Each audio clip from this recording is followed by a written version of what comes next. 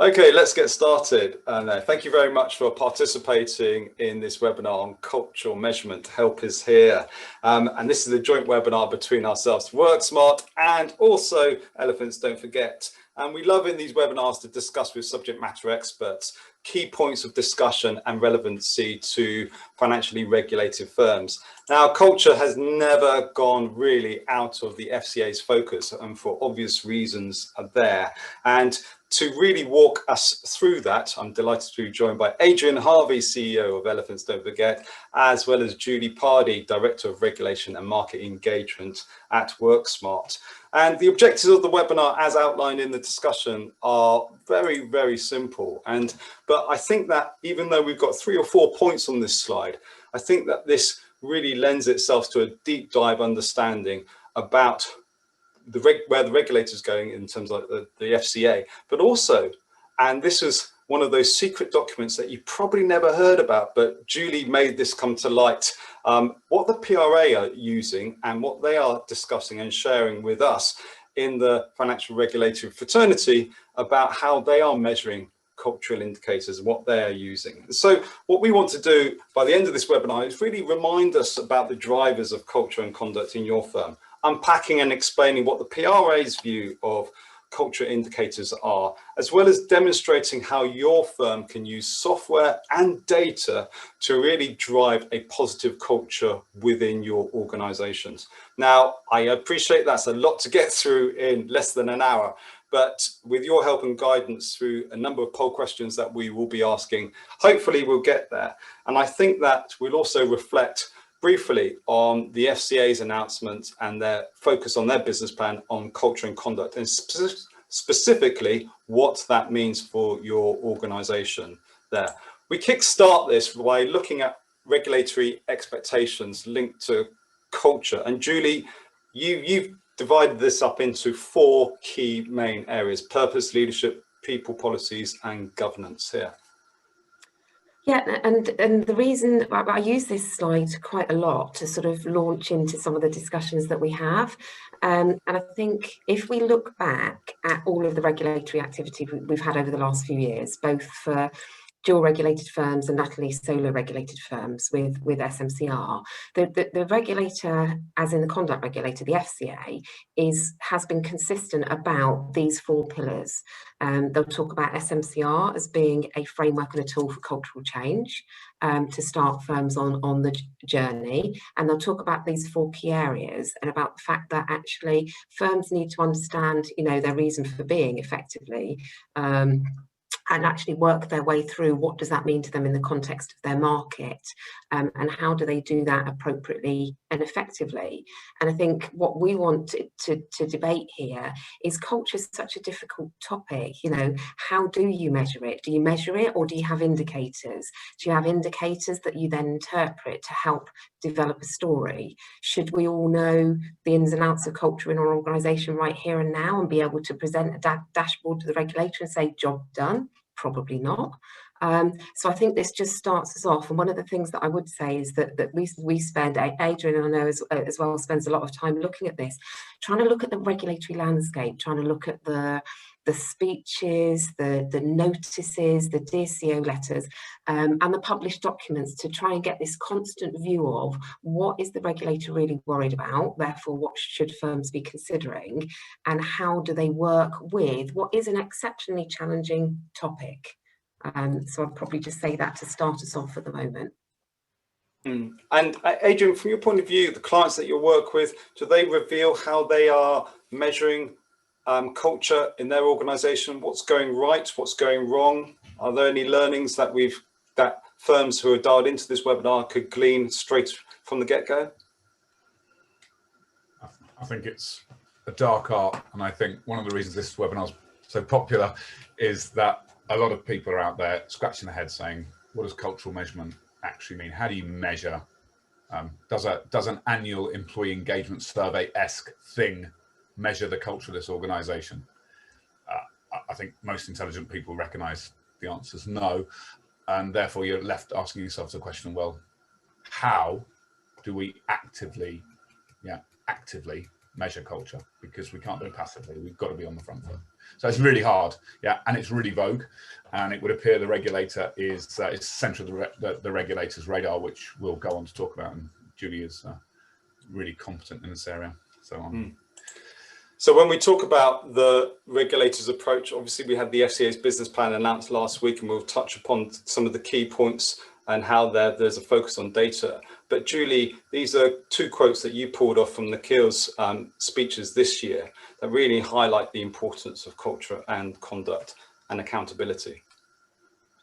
Yeah, and I think it's again, it's just reading the way that this is going. You've got a relatively new, I'm not sure I can say that, he's probably been there about 9 months now, the CEO, so maybe you can't say new in respect of his role at the FCA, but very early on he was very clear in some of the statements he made to the industry about, you know what, we're supporting this. We're saying, you know, effectively we've got an accountability regime, all of that was done before I've got here, I'm the new CEO, I'm on a transformation agenda, but be very clear, those accountability arrangements are going to play a really big part in the way that I'm going to progress my organisation in order to oversee the market. So for me, that's a big thumbs up to SMCR is here, it's here to stay, we won't be changing it, and we want to make sure it works. And in fact, only last week, I was involved in an HM Treasury review where they were analysing the effectiveness and the costs involved of implementing SMCR for foreign bank branches.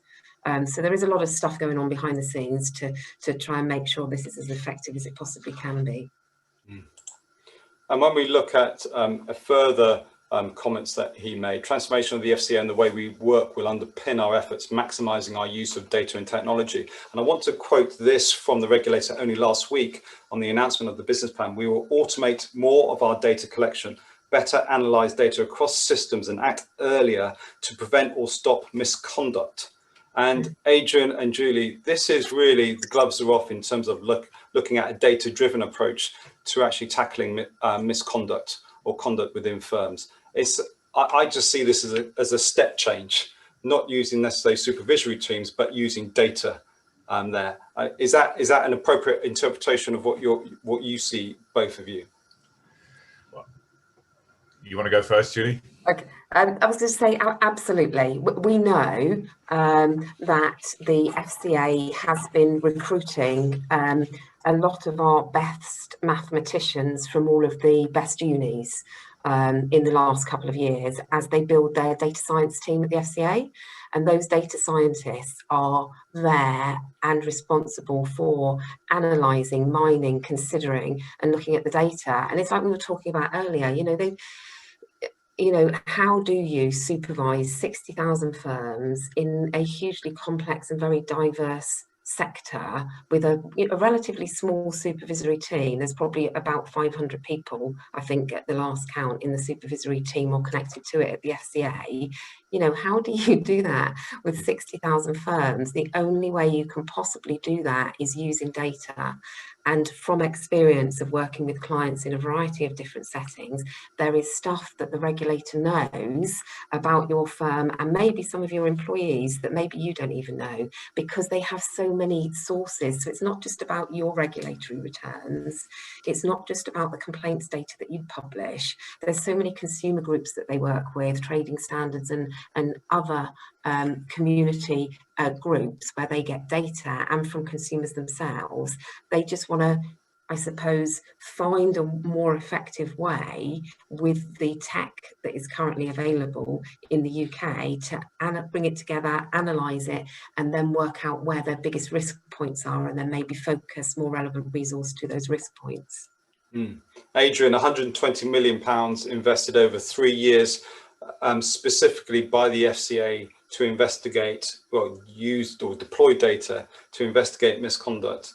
Again, reinforcing that switch in strategy or that change in strategy towards a data-driven approach to base their decisions on whether companies or organizations are complying with regulatory expectations. But, I run an artificial intelligence business. It's about time that the regulator caught up. The AI is being deployed in many different aspects of the firms that the regulator is regulating. And the idea that a handful, frankly, of people with a peanut-sized budget can regulate 60,000 firms effectively manually is, in my opinion, ridiculous. It is a game changer when you apply the sorts of levels of intellect and software to the market, let's call it that. I think you're going to see a transformation. The regulator has, as Julie says, access to many different sources of information. You mine that properly, and I suspect most firms on this webinar, the regulator knows more about your firm than you know about your own firm. That strikes me as being a very different set of circumstances than it was perhaps 2 or 3 years ago. And when we look at SMCR, I want to pick up on the comments that you made, Julie. You know, on the whole, it's been a positive change, hasn't it, for decision making, and also for understanding of where responsibilities lie, and also transparency in terms of aligning the culture of an organization. I've seen that in my experience. Have you seen that there? Obviously, we're not forgetting that it has been expensive for organizations to implement, but the outcome has been positive. I believe so. Every conversations we've had with clients has been, expensive, painful, confrontational in some instances, and really challenging. And it's allowed some people to go, do you know what, this isn't for me, so I might go off and do something different. And it's equally allowed people to go, do you know what, I'm really up for this. My accountabilities are clearer, which makes it easier for me to manage my area. As a result of people being clearer about accountabilities, you tend to get improved governance and oversight. I don't think I've found many firms that have said that their governance hasn't been improved as a result of implementing SMCR. And the latest PRA research about their banks and insurers gave some very positive outcomes, where you were in anywhere between the 70 to 80% improvement across various different things that they assessed. Where have firms struggled in this area to get their heads around SMCR? I don't want to put words into your mouth, and maybe people in the chat will post, or in the Q&A section, they can post it anonymously. I still sense around reasonable steps. There's still a bit of misunderstanding around that, or are there other areas of the regime that they really struggled with most? I think it depends on the maturity of the organisation, the systems and the resources and the budgets that they put towards it. So we have seen challenges where people are concerned, because they want to know, I'm the senior manager, I'm building up my information that shows me handling effectively my risks and being accountable. But how do I know, if the regulator looked at this, that they would say it was good enough? So I think there's that challenge. There's a challenge between using internal audit or external audit to assess SM and CR. Do we audit it as in, I've got 5 senior managers and I need 5 statements of responsibility that all build up into an MRM? Or do I audit, so what is the effectiveness and what is the improvement to the business and how has it impacted our culture? So there's that challenge as well in assessing the effectiveness, one for implementation. But I think the biggest thing is that the transition to BAU is that people have found really difficult, because when you have such a big regulatory change item as this, you have a budget, you have an imperative, and you have a deadline. So you have a budget, you have resource, you have senior manager attention, real focus, and rightly so. And then when you go into BAU, a lot of that project support falls away, maybe some of the resource falls away, and maybe, not always, there hasn't been enough time in the project to really, really think about how does this look and feel like in BAU, and how have we transitioned it so that we can do this on a day-to-day, month-to-month, year-by-year basis. And I think that's where the likes of Adrian and his firm and we step in, because we say, look, when you engage with RegTech firms and you use tech to take away some of the administrative stuff and some of the day-to-day stuff that we can do easily with our tools, then you can focus on the things that really need most attention within your organisation. So it's part of that, tools to do the right job.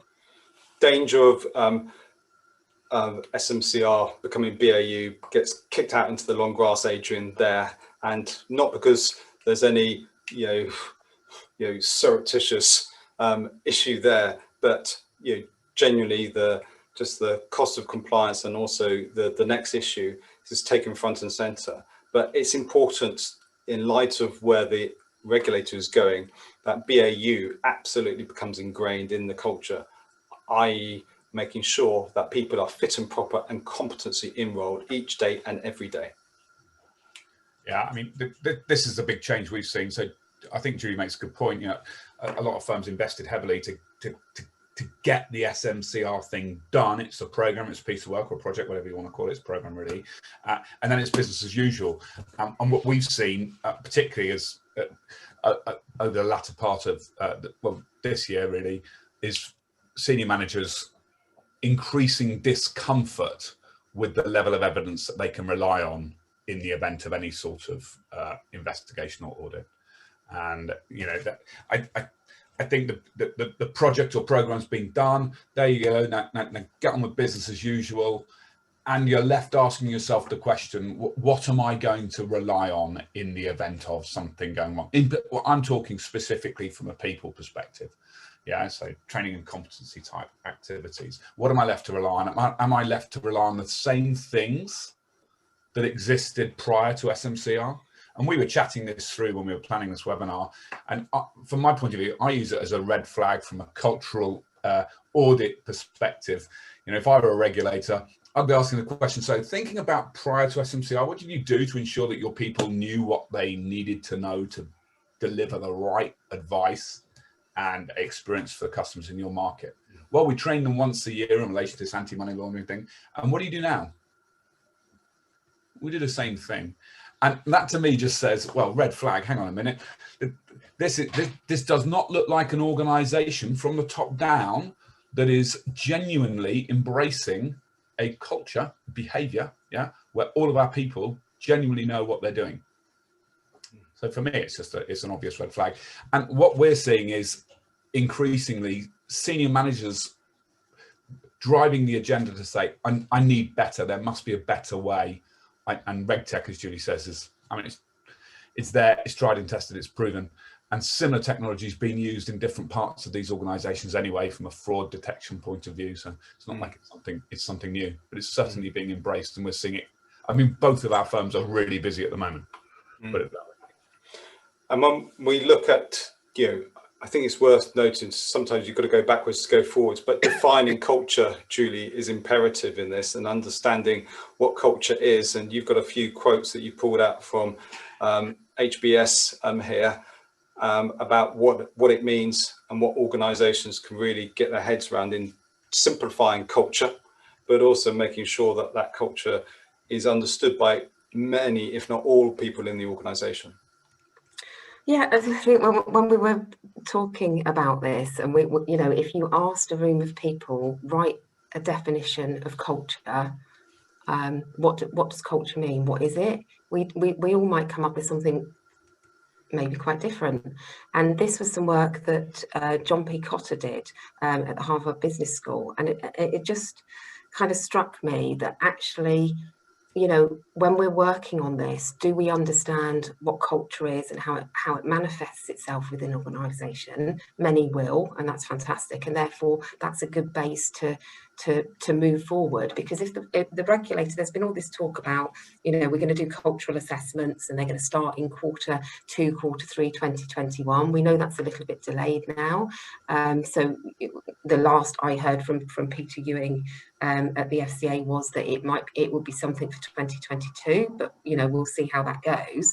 But the thing is, culture is about the way things are done within an organisation, and many of the cultural clues, if you think about going into a brand new organisation, you don't get the full culture experience by going through recruitment and onboarding. You get it by, visual clues, quiet words that are said to you by somebody going, do you know what, just to let you know, when you're dealing in that meeting, in that forum, that person will want that level of detail, that person wants this, and therefore there's all these different cultural clues that you're given. And so part of the journey is understanding where a firm is and what culturally they want. And I think that starting point is getting a definition of what it means to a firm, and how they're going to work with it. Yes, brings us nicely to what you talked about. You talked about cultural audits and cultural assessments there. I'm just wondering, we wanted to sense check whether the audience had an opportunity or had heard or understood whether they knew what cultural audits were and what they thought about cultural audits. Now, the question is, what work has been undertaken in your organisation or your firm in readiness for regulatory cultural audits? Julie, have you heard much about this? I know that it was talked about at the start of the year, or last year, definitely. Any news further from that you've either heard from firms or consultancy firms or even the regulator themselves? Some enhanced firms. So if we think about the FCA now, and this piece here, some of the enhanced firms I know are sharing with the regulator their progress on culture. And bearing in mind here that this, that the regulator's looking for that journey, aren't they? They're looking for where a firm was and where they want to take themselves in terms of their products, services and markets. And we have heard that there are some really positive conversations going on with regards to culture and culture assessments. And I would say probably it's more cultural indicators. So we talk cultural dashboards, but cultural indicators where a firm's gone, do you know what do we think in the context of our business we should be measuring? And we'll go on to talk about different types of measures in a while. But we know that some of those have been collated into dashboards and shared with the regulator. And I think part of the regulator's positive response has been the fact that the industry is responding to. They are not culture experts, so they're not going to be able to say, oh, ABC firm have done that culture dashboard and we think it's bang on because it assesses all the right measures and look at all those metrics. It's not going to say that. It's more going to say, okay, so what journey have they gone on? What is it you're trying to achieve in the context of your business? But most importantly, why is that data that you're collecting helping you? Why do you think it's helping you? And why do you think it's making a difference? Because we can all assess data, can't we? And it can get us absolutely nowhere. It can tell us absolutely nothing. So there are some good conversations going on, and I think firms need to engage with their trade bodies that represent their sectors, because they're doing a lot of work on this, and get them lobbying on behalf of their respective industry sectors to have those conversations with the regulator on behalf of the individual sectors that we have. And on that, Adrian, 54% of firms, or at least attendees, say that they have a culture project ongoing. 15% weren't aware of culture audits were potentially coming down the line. 6% saying that their culture is fine. Don't know if they ally that with the chat comments coming through. Julie, there's a number of people in the chat who posted comments about what you were saying, as well as a question there. But good news or positive news, 17% saying launching a culture initiative during 2021, which is great. What do you derive from those results there? Anything that stands out to you? I mean, from my point of view, Philip, I'm naturally cynical about, I always have been about employee engagement surveys, to be honest. I ran a couple of really big firms and saw how employee engagement surveys got abused. A single point in time assessment. So if I'm doing a single point in time assessment, is that indicative of the culture of the organization? I frankly just don't believe it. Yeah.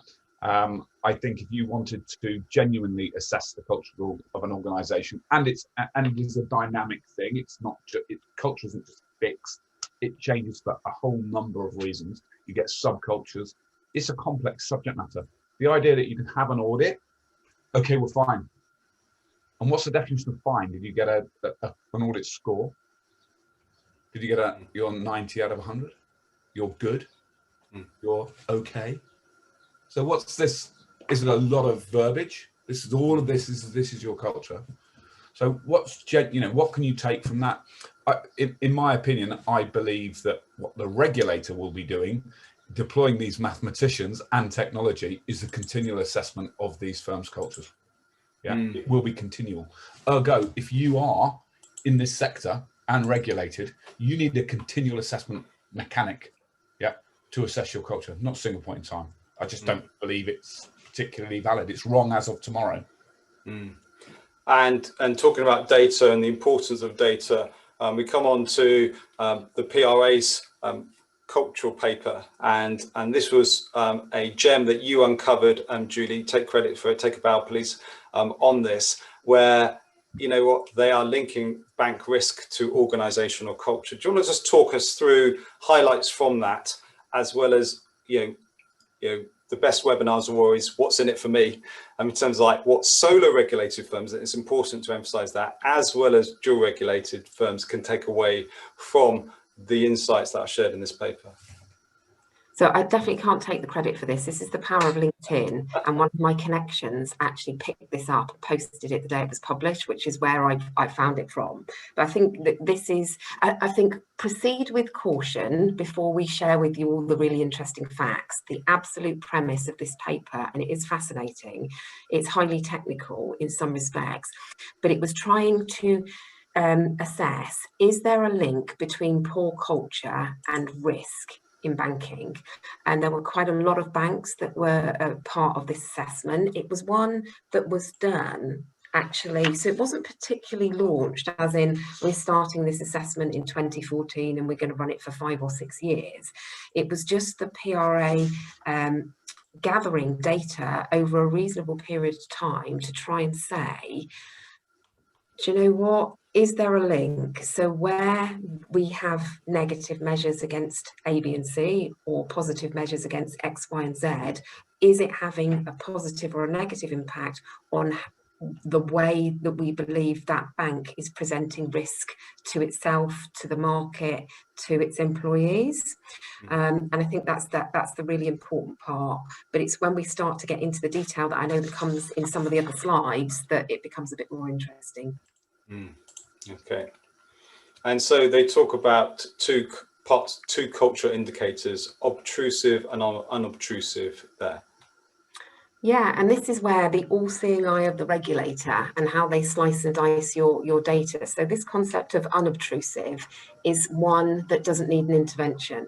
So it doesn't need me to speak to you, Philip. It doesn't need you to send me a questionnaire. It's something that is happening based on information that's already in their hands. So that was the first one, which was really interesting. The second one was challenging this, what they've coined as obtrusive indicators, and saying the traditional methods that Adrian's already alluded to, do you know what, are they really cultural indicators or not? So you give me a staff survey the week after you've paid me a really big bonus, and I might give you a different view to you giving me a staff survey the week after you've told me I'm not getting a pay rise and inflation is rife. I mean, I know that's a bit cynical, but this is what they're saying. And they're also saying that, you know, we gravitate as individuals to like-minded people. So sometimes within organizations, you get people that are really would make quite risky decisions, but they wouldn't perceive it as being a risky decision because their risk tolerance might be really high, and the people around them might not see it as risky because they might see doing something for the benefit of the firm, therefore they don't see it as a risk. So there was all this stuff coming out, and there's way too much to, you know, and I'm not ingrained enough in it to pull out all of the technical data, but it's just worth looking at, and I think we're going to talk about some of these. And I've just got some, I'm going to refer to some notes here just to make sure that I don't miss some of the really important points. So this is data that was already in their hands, some of which we say you might know about and some of which you might not. And they've been analysing it. So we've always said the way that you present yourself to the regulator tells them something about how serious you are about this. And we've heard more and more from the large consulting firms that the regulator is clearly saying there is a cost to doing business in a regulated market, and as a regulated firm, there's minimum standards that need to be met. And if I pick on, I haven't got time to go through all of these, I don't think, but if we pick on a couple of them, so regulatory returns, basically what they were saying is they were looking at who misses their reporting deadlines, who misses them regularly, how many days late each submission was, when the returns were submitted, how many errors were there, or over a period of time where there was data that was really counterintuitive to each submission. But also on the positive side, the firms that submitted their data earlier and their work were really focused on that. So that was something that you didn't know what was going on in the background, but you kind of probably did if you stopped and thought about it. Diversity data, not a huge amount here, but it was, they gather data from approved persons when you put in your applications for your senior managers. So they were looking at the age somebody became a senior manager, whether they were male or female, looking at the difference between the NEDs and the non-execs and the executives, and then looking at tenure in terms of how long somebody typically stays in role. And so if you take that and follow that through with the others, it was all about, what data have we got, and therefore what conclusions can we draw? And they focus on it as indicators rather than formal assessment, because things are moving all of the time. And they'll even, we're looking at, do you know what? Fraud. What's fraud like in that organisation? Is there a lot of incidents? Is there a lot of money lost in terms of internal fraud? And how is that handled? So it's very much them gathering all sorts of stuff that comes to them, either from the firm or from other sources. And I thought that was quite a fascinating insight. There's nothing to say that that's right or wrong. But actually in their research, they felt that it helped build a picture about a firm, which then gave them the opportunity to think about, so do we want to talk further with this firm about this particular area, or does that data look like the norm for that type of organisation, and therefore we'll go and look at somebody else? Yes, so to be clear, this is the PRA supervisors talking and engaging firms and deriving that data, drawing that data from their sources and from obviously the firm sources, as well as partners of the PRA as well, feeding that data into them. When we look at other ways, and I'll be interested to glean your viewpoints, the audience's viewpoints, which of these obtrusive cultural indicators, as outlined by the PRA, do you use in your firm currently as cultural indicators? So you can denote that by typing in 1, 2, 3, 4, 5, and 6 into the chat. So which of these cultural indicators do you currently use in your firm as cultural indicators? Now, we're not going to name and shame anybody here, but it'd be quite interesting to note whether there are any patterns, whether there are any outliers as well as organizations there. That'd be fascinating there. But I think that, all of these have their pros and cons, Adrian, don't they? These cultural indicators. Yes, I've just been, I won't name the attendee, but I've just been having some chat with somebody on the webinar about the correlation between the results of formal point in time assessments, some of which you indicate here on the screen, and more unobtrusive measures. And one of the things I just want to make is that the unobtrusive measures that Julie referred to in the previous slide, they're just going to get a whole lot deeper. So in terms of what the regulator's got access to in terms of data from the market, web scraping and things like that, that data pot that the regulator will be able to mine is going to get massively bigger and far more sophisticated. And I'm just posing the question, how confident is the audience that these more traditional manual mechanisms for assessment will correlate with the real time, massive number of data point assessments that the regulator will and is doing now? In a perfect world, they'll correlate brilliantly. Hands up who think they will always correlate. I just don't believe that. In some instances, they'll correlate the wrong way. You know, there will be positive stuff and it will show in a negative way, but equally, you're going to get the opposite. So I just don't believe it's that it's accurate, and I believe that these massive pots of data for the future is the future. So does I would agree, and I want to pick up on something Julie said on diversity and inclusion. Worth noting, last week the regulator saying, and I quote, "We expect to see better data collection," going back to your point, Adrian, "by regulated firms. We will develop how we measure progress against these outcomes to ensure a consistent approach across financial services." Leans towards purported 6-question, in addition to the 5 conduct questions that are being asked of the industry. Worth giving a heads up to Worksmart clients, and also elephants don't forget clients, that this is potentially a 6-question to talk about diversity and inclusion in their organizations. And that has an impact obviously on culture and conduct, as we know. And if McKinsey and other organizations are led to believe, profitability within the firms is there. So be aware that that could be a possibility in the future there. But definitely being asked in your in potential cultural audits about the diversity and inclusion would not be, well, definitely could be a part of the regulator's question going forward, if not already there. Julie, you talked about this, and I want to just deep dive into this. Every picture paints a story, and you know what, you've got to have data to evidence this, but also the regulator also has evidence to look at these. And as Adrian said, one would hope that they correlate in a positive way.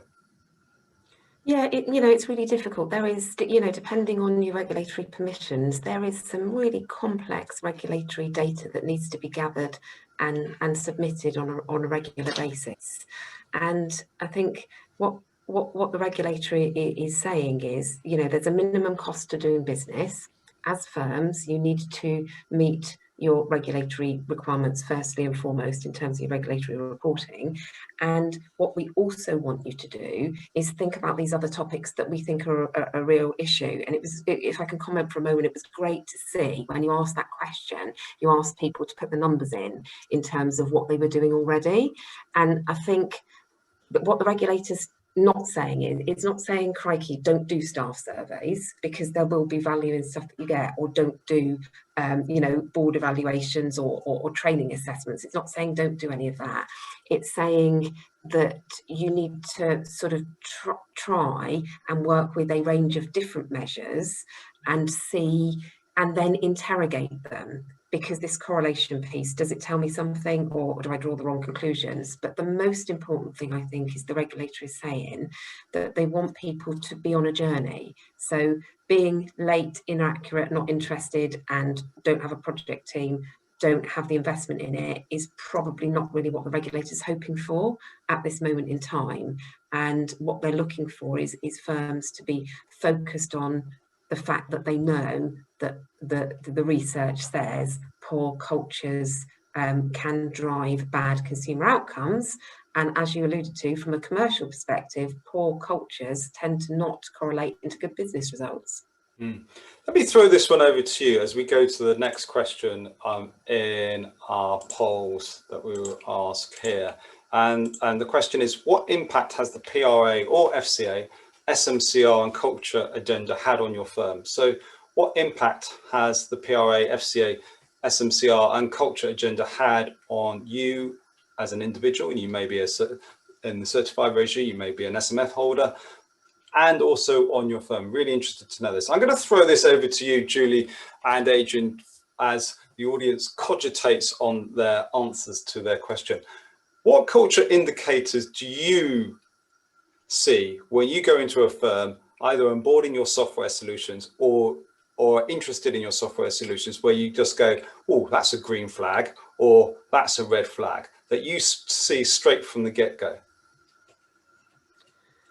Everybody tends to have their own measures. Sometimes those measures are defined by, can I get the data, as opposed to whether it's a good measure or not.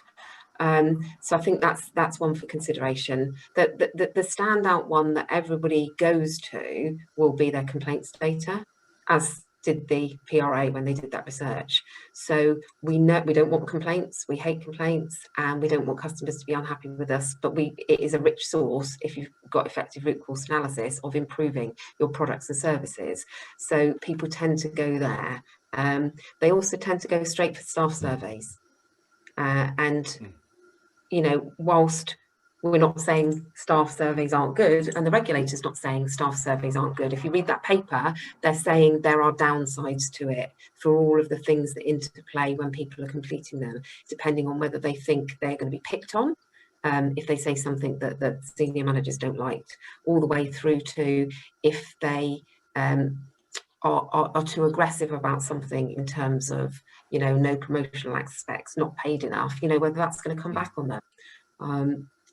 So I think there's a lot more of a debate to have, and the cultural indicators that a firm chooses depends on where they are in the journey. And 85% of the audience here, Adrian, are saying that they've seen some improvements, whether as a result of SMCR, either in their governance, indicated by 50%, and also driving better culture in the 35% there. Pretty good. I like that. I think the regulator would be rather happy with that. That remains to be seen. I think, yes, it's positive. Julie, I think you make a really good point about staff surveys. I think in my personal experience as an employee, not in my business today, I certainly experienced a culture of giving the answers that they wanted to hear because of perhaps the word is fear of consequences for giving other answers that may, even in an anonymous survey, enable somebody, to identify me in a negative light. So I think perhaps privately, individuals on this webinar might reflect on to what extent do they think surveys in their organisation are completed with a bias towards what does management want to hear. In terms of indicators, Philip, which is you're wrapped up in your question, what do we see as indicators of, you know, really positive culture? From my point of view, that's executive engagement. You can't change the army as a soldier. You can, and we had this conversation, Philip, from your background. You can change it as as a general. Yeah. So the exec must be involved and must be involved on an ongoing basis. So it's not enough that somebody from the exec is involved to make a decision to deploy some RegTech or to work with Julie's firm or our firm. That individual and others at a senior level have to continue to be involved because they will be the driving force. It's a flywheel. They have to continue to be involved. And when we look at senior managers and the responsibility of senior managers, Julie, we see a picture being painted here, don't we, in these results and these outputs of permissions, and also, and this is from the regulator's own data, and we can provide the data source for that for the individuals after the webinar. And I must say that this webinar is recorded, and so we'll actually distribute the PDF version of the slides there afterwards. So just talk us through what the picture is here in terms of like withdrawals and also permissions. So this is just quarterly data that the regulator publishes. It's just quite hard to find where it is on the website. So as you say, we can send the links. And if you're applying to be a senior manager, then you're either going to be approved, declined, or you'll be politely invited to have the application withdrawn. The regulator's not so keen on outright declines because that's there and therefore in the future has to be declared in certain circumstances depending on what the individual's doing. So it was interesting to note that out of these applications, and you can see the spike when firms were going through adding additional SMS when they were going through the transition to SMCR, you can see that the withdrawals are spiking as well. But what this tells you, if you do the maths on this, is whereas it normally runs about withdrawals around the 10% mark, And this is where the regulator will go, look, we really don't think this person has the right expertise, knowledge, background, whatever it is, or we found something that you might not have found. Therefore, we would respectfully suggest that you withdraw this application. And again, if they have really given you a very clear reason why they don't want to proceed, it might be foolish not to withdraw, because if you constantly try and persist, that again tells them something about your view v their view. But the point with this is that the percentage has increased. So when people ask about what is the regulator doing, we haven't seen loads of big bans and loads of big fines against SMCR. They're trying to use the gateway as well, where people come in to be senior managers, as a way to lift the bar and be working with firms. So this is what that tells me, really, that there's a slight increase in the percentage where they are being more demanding in terms of expertise. Yeah, and for all those who haven't read the business plan announced last week, there's lots of interesting insights and angles that the regulator will be taking on onboarding new firms and individuals there. So please do refer to that in the business plan. And then when we look at section 166's, this paints an interesting story, doesn't it? Especially focusing on retail banking and payments. Yeah, and this was, so again, this is published quarterly, really difficult to find the data, but actually it shows, probably actually the next slide is probably more interesting than this one. So the 166, just in case people aren't familiar with them, it's where the regulator's saying, look, we either have a reasonable concern with your business, or there's something going on where we need more info. They will issue the fact that a 166 report needs to be made, and the firm in most cases get to choose which specialist firm supports them on that journey. But I think this shows in this period of time how many were given out, which is quite a rise on the period previously. But what it also says to me is that they're not just interested in the largest firms that have the dedicated supervision. Sometimes we hear, well, we're a really small firm, it doesn't really apply to us, but it does. And what this suggests is that actually there is currently a lot of interest in those portfolio supervised firms across all these areas. So again, it's just reading the regulatory landscape, what's it saying and what does it mean to my firm, and how serious is the regulator? And when we look at cultural success and core components, there are 4 elements that we've indicated here that builds up a picture, a positive picture for organizations to really undertake. And Julie, can you take the first 2, define framework and clear ownership? I'll then pass the baton over to, and emphasizing what Adrian has already alluded to, which is continuous assessment and buy-in across the firm. So defining a framework, clear ownership, which really leads itself to a tech solution and to have that oversight and understanding, doesn't it? Well, yeah, I mean, we are going to say that. We're not going to say no, are we? Bearing in mind where we come from. I walked into that, yeah. But I think if we look defined framework, that was what the regulator was hoping SMCR would be, and from what we've seen is turning out to be, in that very structured framework around governance, around accountability, that allows, so that the clearer I am as an individual about that for which I am accountable for, the more focused I will be on making sure I deliver against that. The clearer my team are and what my accountabilities are, the clearer they can support me in achieving the goals that I need to achieve. And so you've got that piece where we've got that very structured framework.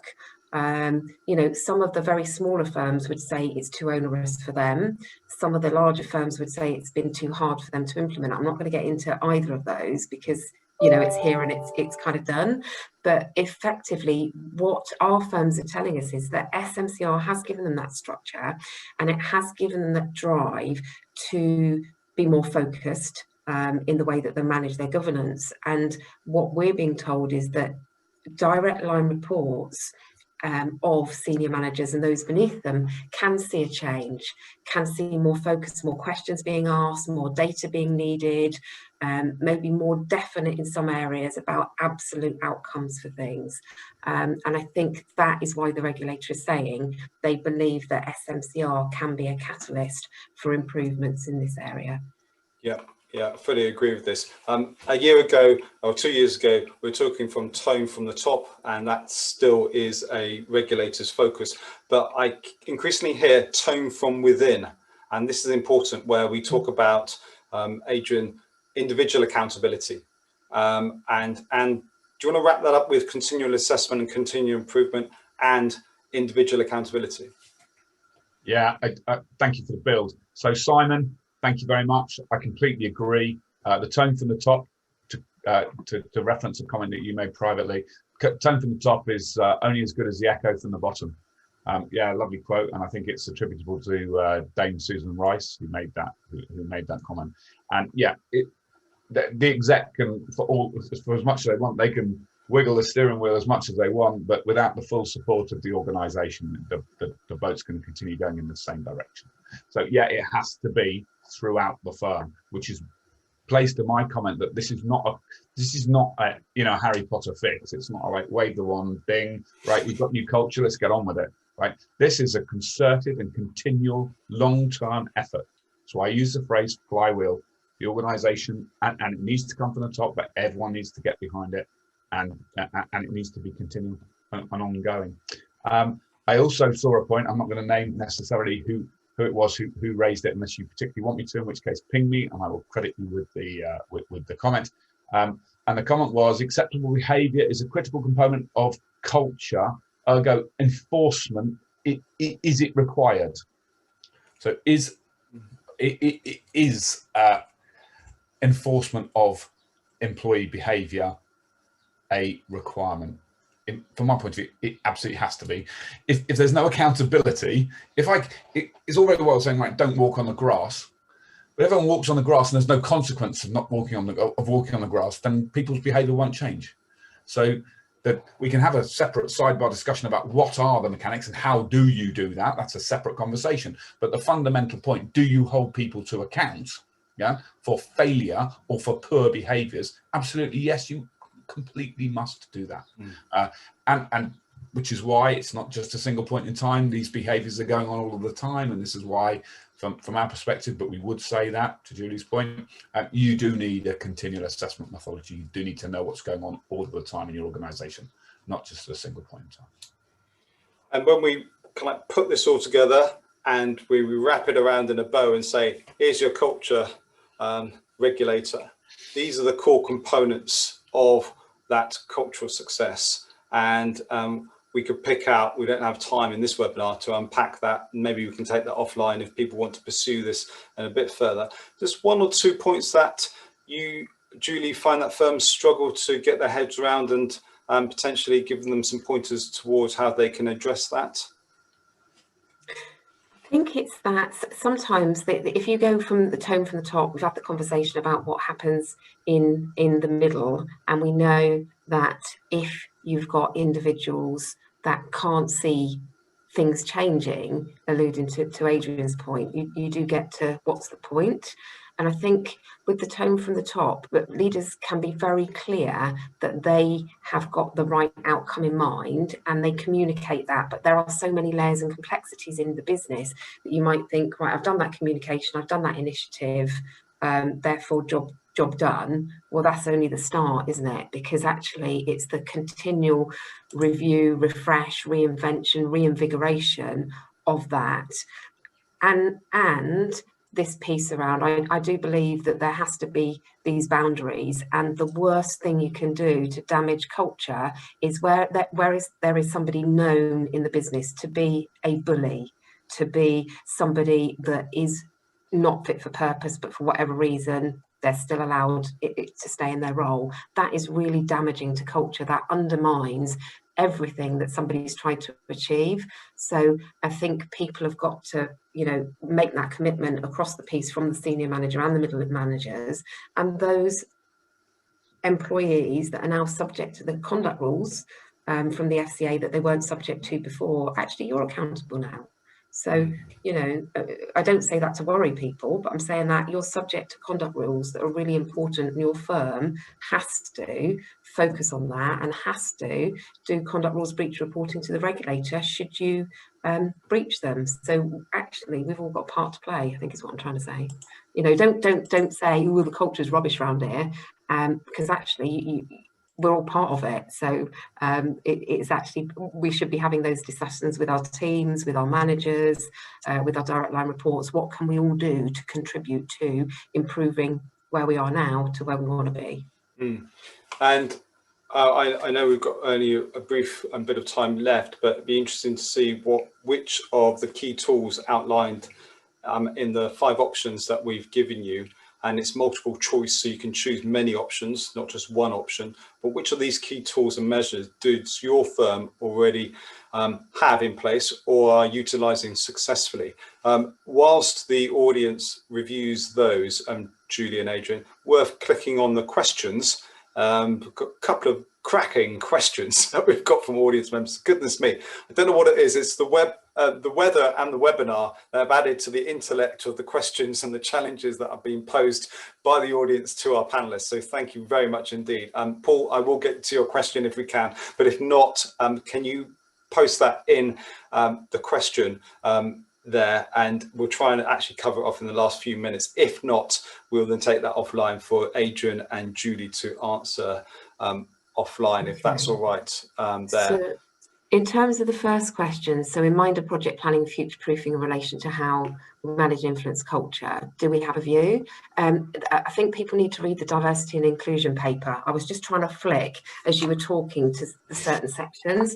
So a couple of things. If you're a dual regulated firm, your chairman and somebody on your board has accountability for culture as a prescribed responsibility. The chairman for the culture of the board, CEO, I think, for the culture of the organisation, or some kind of shared accountability. Now, what this diversity and inclusion paper is talking about is that the FCA have preferred to work with firms on culture rather than prescribe an accountability, but they want to start the debate about whether senior managers should have accountabilities around culture and cultural change, so including diversity and inclusion. So I think that's going to play a big part in this. I think some people might find, well, hold on a moment, the FCA is not an expert in diversity and inclusion. Should they really be moving into this topic? But they are starting the debate for the benefit of the longer term of the industry, because they know that all of the studies show that we need diversity to improve governance within businesses and to improve business decisions. Adrian, do you want to jump in there and just wrap it around the poll results that you see on the screen there? Actually, there was a really good question from an anonymous attendee that I was just going to build on, which was the second question, which was a hybrid, in a hybrid working environment, where water cooler chats are removed, how do you think this is going to impact culture? And personally, I look at hybrid and I think working from home, if everyone's working from home, that's consistent. If everyone's working in the office, that's consistent. In a hybrid environment, it's inevitably inconsistent, ergo it's much harder to do. And you take away the water cooler chats and personal interactions, and it's really, really difficult. Now, I am going to come back and say, this is why you need continual engagement with all of your people all of the time. Because if this is a once a month team talk, or whatever phrase you want to give it, you're going to take you a long time to make up for the lost ground of the water cooler type chats. So the answer to the question is, I think it makes it much, much harder, and you should be looking for every tool available to help you address that very real challenge. And bringing us into land, I'm conscious of everybody's time here, is that, look, we've talked and discussed a number of issues here and a number of challenges. And when we look at RegTech and joining up the dots with what's been said by yourselves as panelists, as well as what the audience is saying, RegTech has a massive influence to play on culture and conduct within firms now, even more so, I would suggest, by what the regulator has said only last week in their business plan there. And so what we've asked you to do is invite you to look and kick the tires on 2 award-winning software solutions in respects to Worksmart's Accord software that is the largest provider in supporting firms in SMCR, and Elephants Don't Forget, looking at that, how you can actually challenge and change positively conduct risk and improving behavior within your firm. But as a wrap up, Adrian and Julie, last thoughts on the influence of RegTech and on culture. I think people will be surprised if they have a look at those comments, and they're comments from projects and what people say when they're on their RegTech journey, because quite often when a firm has a business user that is part of leading a project to buy and embed RegTech, they might never have worked with a RegTech provider before. And it's quite interesting that when you start looking at it, what a big influencer tech is on culture. Well, obviously we're going to say that, aren't we? But actually, if you look at some of the comments here, because it's about tools to do the job, it's about taking away the administrations, it's about improving sight of things and issues arising, so it gives an employee a better chance of being most effective in their role and actually deliver against the things for which they're accountable. And once you start thinking about it like that, I just think it's an interesting dimension that maybe firms should think about when they're actually, and we're being told that senior leaders, it's difficult to get their time, they're exceptionally busy, it's difficult to get budget, and it's difficult to get additional resource, but maybe this is something that they should be talking to firms like ours and Adrian's to use our expertise to help them build their business cases so that they can secure the budgets that they know they need for the tech that they want. Yeah, Julie, I'll build on what you said. For me, this is about empowerment. Yeah, our artificial intelligence empowers leaders to make better decisions. It does all the grunt work that frankly is impossible for humans to do to any level of accuracy. It does all of that and empowers leaders to make better decisions. And as Julie says, if you're going to try and do these business cases from afar, you're probably going to fail because you don't know what you don't know. In our case, and Worksmart's case, we do this all the time. So we're more than happy to work with you to help you land the business cases to get the budget. Because from my point of view, it's a no-brainer. It doesn't cost a lot of money and it solves a lot of problems. Yeah, I thought Adrian had opened up a TikTok account, and that's why we have the frequency of the conversations going off in the chat function. But thank you very much indeed for all your comments. The questions that we haven't been able to answer, we'll take those offline if that's okay. Some brilliant questions there. Thank you so much for your engagement. PDF version of the slides will be made available hopefully by close of play today, if not just tomorrow, as well as a recording of this webinar there. Those people who have sought out Julie and Adrian's advice for demos will actually make sure that they reach out to you straight away there. Really insightful understanding and perspective from both yourself as the audience, but also thank you also to Adrian and Julie from Worksmart and Elephants Don't Forget respectively. Thank you very much for your time.